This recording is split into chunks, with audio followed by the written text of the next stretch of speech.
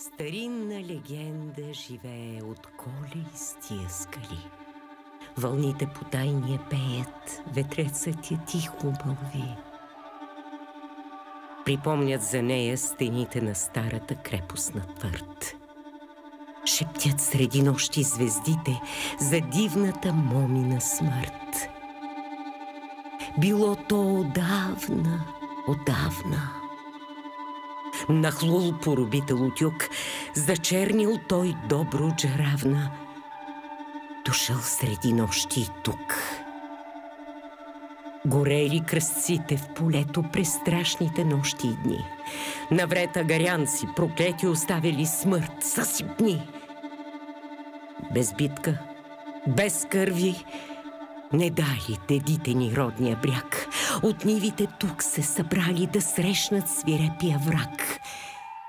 През пушеци слънцето гряло, звънтели отровни стрели, но гордата крепост стояла високо на тия скали. В концерт-спектакъла, който тази вечер ще представим на зрителите, сме направили една симбиоза между добруджанския и графския фолклор.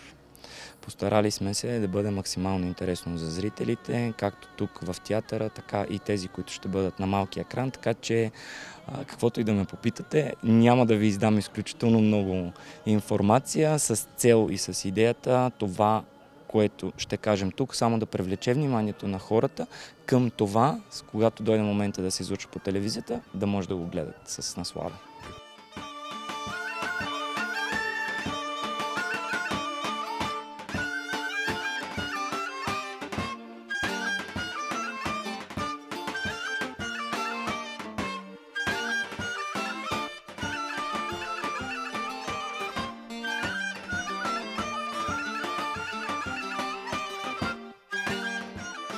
Какво е това, което искате да усети публиката днес? Искаме преди всичко да им покажем отново красотата на българския фолклор и да обогатим тяхната култура през нашата призма, през това как ние виждаме фолклора. Кауза ли е за вас фолклора в България да се запази автентичен? Ами каузата даже повече от кауза, защото нас са ни възпитавали в това да пазим и да предаваме фолклора напред. И освен, че искаме хората да го видят във вида, в който ние сме го учили, го показваме през погледа на нашия състав, като естествено автентичен фолклор, силно казано. Ние това, което ще представим е обработен фолклор на основата на автентичния фолклор. Така че кауза е много голяма. Фолклора трябва да бъде уважаван, трябва да бъде ценен и трябва много хора да се обръщат към него.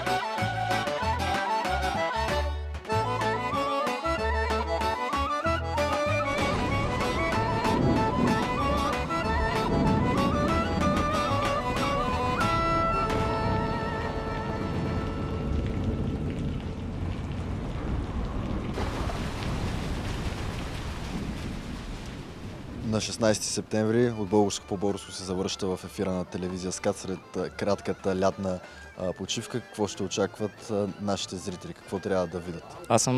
Започвам 15-тия сезон в това предаване. Смея да твърдя гордо, че за тези 15 години успях да стигна до там, че да стана ръководител на танцорите в това предаване. И точно това, което целим да покажем на хората, искаме да ги научим, че фолклора е обединение, а не разединение. С това, че на 16 септември ние ще гостуваме в ефирът на националната телевизия СКАТ в предаването от Българско по българско с концерт-спектакъл, който тази вечер ще представим на хората. Показва само това колко много искаме, желаем и се стараем да обединяваме всяко едно нещо в българския фолклор заедно.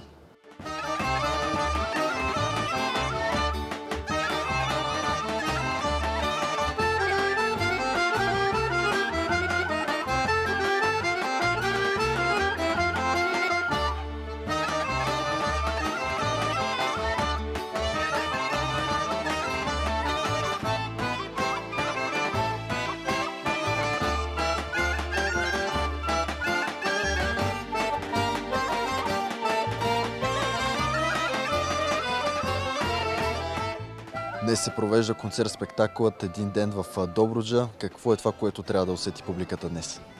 Трябва да усети на първо място българщината. Родовата памет е жива и тя се развива много успешно напред, като защитаваме, възраждаме традиционното начало и го пренасяме напред. Може би някой ще каже, че това са общи думи. Може би. Но конкретното в случая е жаждата за свобода, за защита на национално достоинство, гордост и чест. Преминавайки през балада за Калиакра, където 40 девойки сплетоха косите си и се хвърлиха, за да запазят гордостта си, да запазят честта си.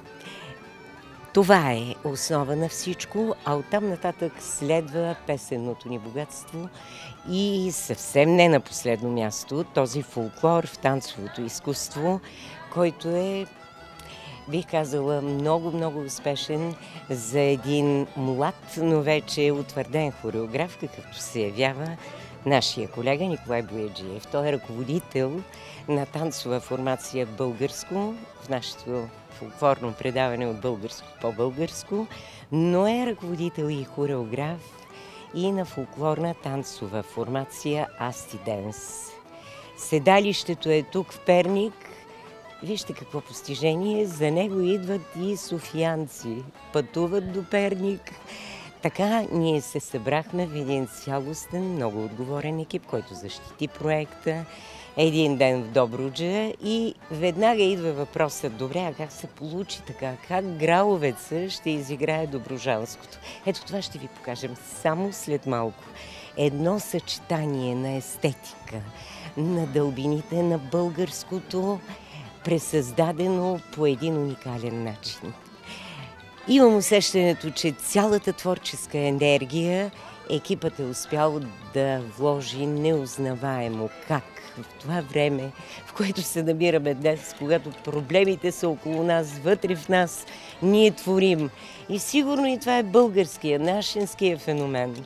Нелка Петкова работи активно в продължение на месеци наред върху песенното богатство.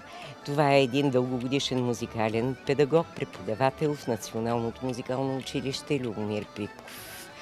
А Пламен Димитров е един утвърден преподавател по музика в Котленското училище, ръководител на оркестър Плам, създаде музикалната подложка. Бих казала и яркостта на палитрата в музиката на звучението. Оттам нататък събраха се тези, по-голямата си част, професионални танцори, завършили и Националното училище за танцово изкуство в София и са до толкова сплотени един с друг. Просто ти ги усещаш, хванати ръка за ръка. Те правят онова, което е необходимо, за да се чувстваме много горди българи. Не случайно Премиерата на този спектакъл, осъществен проект, е на 10 септември, между двата големи празника за нас. Между 6 септември, Денят на Съединението, и 22 септември, Денят на независимостта на българите. Времето, мястото са много точни. Ние се намираме тук, в летния театър, кино на Перник. Чувстваме се много гралци, вероятно и нашата аудитория, многобройната зрителска аудитория знае, че и аз самата съм граловка наполовина от село Прибой Радомирско и затова вълнението ми основателно е такова. Аз съм тук сред своите. Аз съм тук в родовия корен и съм разказвач. Художественото слово е на плещите ми. Имам какво да кажа. Чуйте ни, вижте ни. А на 16 септември, когато е първото предаване за новия сезон на От българско по-българско, по-голямата част от екипа ще присъства на живо в студиото, където ще можем да предоставим и откъси от концерта спектакъл. Така че бъдете с нас и ни очаквайте.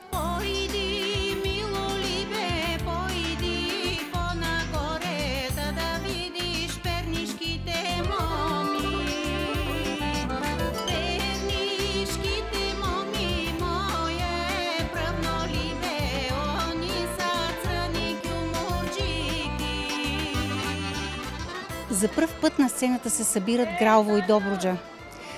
Усещането ще бъде невероятно, тъй като публиката не знае какво да очаква и наистина ще бъде невероятно усещането. Колко е трудно да се създаде такъв спектакъл? Доста трудно е, защото никога и по никакъв начин не са имали допир Гралово и Добруджа. Но тази вечер за пръв път ще се срещнат на сцената в песни и танци. Колко е важна каузата да се запази автентичния фолклор? Изключително важна. И това, че и в публиката, и в състава има млади хора, може единствено и само да показва, че любовта и фолклора никога няма да загубят стойност. И какво мога да кажа, че ние отправяме едно послание и към младите, и към по-възрастните хора, да обичат, да уважават и да разпознават, защото и това е много важно, да разпознават българския фолклор и да правят границата, да намират границата и да правят разликата между всички тези пъстри фолклорни области. Точно така. А как може фолклора да достигне до младите хора? Оценяват ли го? Защото средата е различна сега. Много е трудно за да го разберат това нещо, а трябва, защото все пак са българи и в сърцето им трябва да гори това нещо. Всъщност, как трябва да обичат българския фолклор? Ами ето, аз, например, имам деца, които обучавам основно в граловски песни, но и понякога в други краища на България. Това е единия начин. Родителите трябва да опътат децата към народни изпълнители, не към други стилове. Защото това ни е лицето пред света. Всичко се корени във възпитанието. Абсолютно да, и аз искам да допълня, че тези всички фолклорни форуми и фестивали са едно доказателство, че фолклора никога няма да умре, защото те са хиляди в България. Има хиляди състави, специално тук в Перник има много школи по народни танци, така че всъщност това е показателното.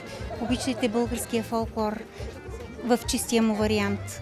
Да, понякога има усъвременяване от към музика, доколкото е допустимо, но преди всичко обичайте българския фолклор в целия му блясък от всички краища на България. Пазете го и го ценете. Това е най-важното.